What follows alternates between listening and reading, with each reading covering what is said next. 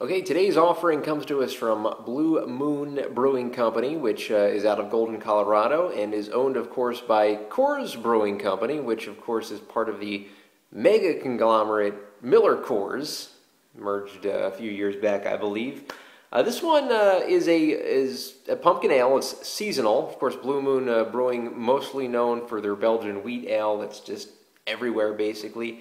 And it's kind of got a trademark track record of actually producing some pretty good beers, despite the connotation that it's owned by Coors Brewing Company, which a lot of people kind of go, oh, Coors, Macro Brew, but Blue Moon actually has produced some pretty decent critically acclaimed beers, and I'm going to review a beer that a lot of critics do like. This is Harvest Pumpkin Ale.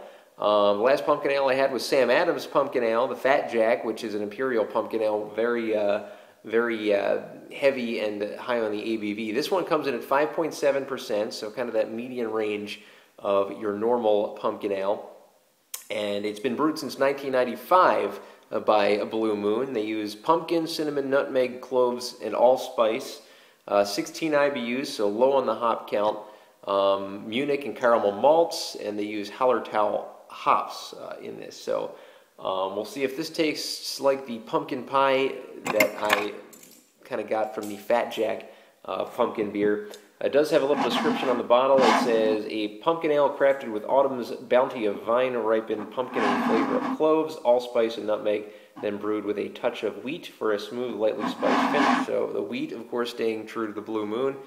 I always loved the logo of Blue Moon. Very nice, crisp, cool night kind of moon, and of course you got the pumpkin patch at the bottom. So good job on the logo, absolutely. So let's open her up and we'll pour her into a pint glass.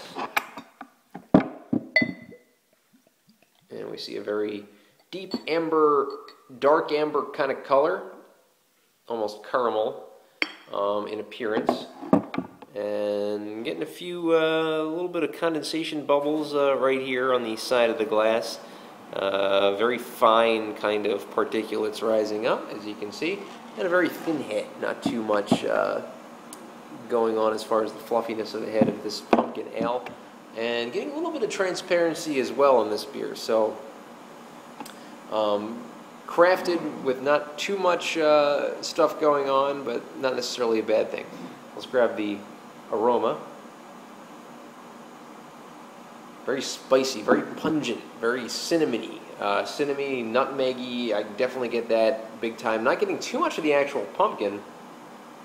Oh, now I am getting a lot of the pumpkin. First sniff, didn't get too much of the pumpkin. Now I'm getting, definitely getting a little bit of makeup on the pumpkin right there. Overall, it kind of smells like a pumpkin beer. It has the traditional aroma, like a malted pumpkin pie, basically. So it passes the smell test. Let's see if it passes the taste test. One thing I don't like is the fact, look how small this head is right now. The head just dissipating completely, just about, in this beer. And as we kind of swish it around, it doesn't really have too much grab to the sides here.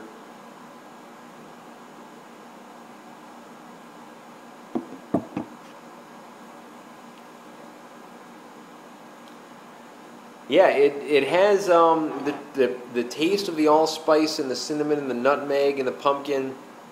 It kind of hits the tongue right away and then kind of dissolves into almost a watery kind of aftertaste. Like the first taste in the front part of my mouth, and then when it goes down, it kind of just dissolves into kind of water.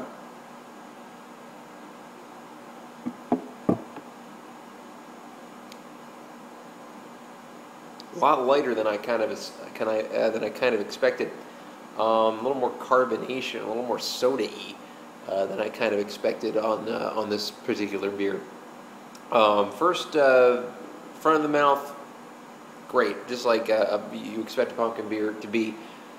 Filtering into the back of the mouth, a little disappointing, a little less on the taste and more on the carbonation, more on the soda characteristics that this beer kind of surprisingly has.